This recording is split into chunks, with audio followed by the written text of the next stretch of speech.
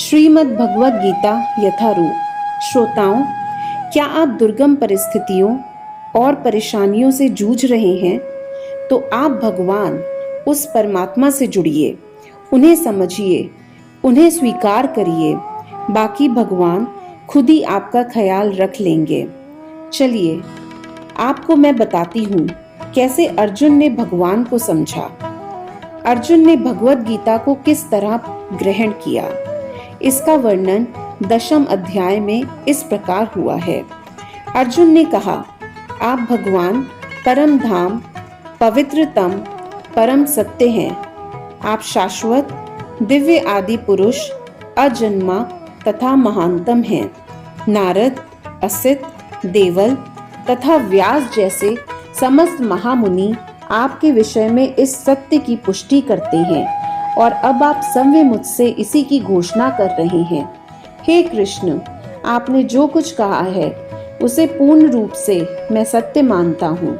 हे प्रभु, ना तो देवता और ना असुर ही आपके व्यक्तित्व को समझ सकते हैं। भगवान से भगवद गीता सुनने के बाद अर्जुन ने कृष्ण को परम ब्रह्मा स्वीकार कर लिया। कोई ये सोच सकता है कि चूंकि कृष्ण अर्जुन के मित्र थे, अतएव अर्जुन यह सब चाटुकारिता के रूप में कह रहे थे। लेकिन अर्जुन भगवद गीता के श्रोताओं के मन में इस प्रकार के संदेह को दूर करने के लिए अगले ही श्लोक में इस प्रशंसा की पुष्टि करते हैं, जब वह ये कहते हैं कि कृष्ण को सिर्फ मैं ही भगवान नहीं मानता, अपितु नारद, असित, देवल तथा व्यास देव जैसे महापुरुष भी भगवान स्वीकार करते हैं। ये सब महापुरुष हैं जो समस्त आचार्यों द्वारा स्वीकृत वैदिक ज्ञान का वितरण करते हैं। अतएव अर्जुन श्री कृष्ण से कहते हैं कि जो कुछ भी कहते हैं उसे वह पूर्ण सत्य मानते हैं। सर्वमेधृतं मन्ये, आप जो कुछ कहते हैं उसे मैं सत्य मानता हूँ।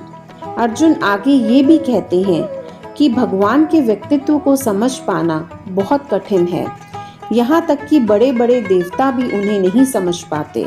अतएव मानव मात्र भक्त बने बिना भगवान श्री कृष्ण को कैसे समझ सकते हैं?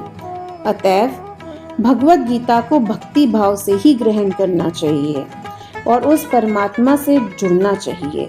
जय श्री कृष्ण भगवान जी की।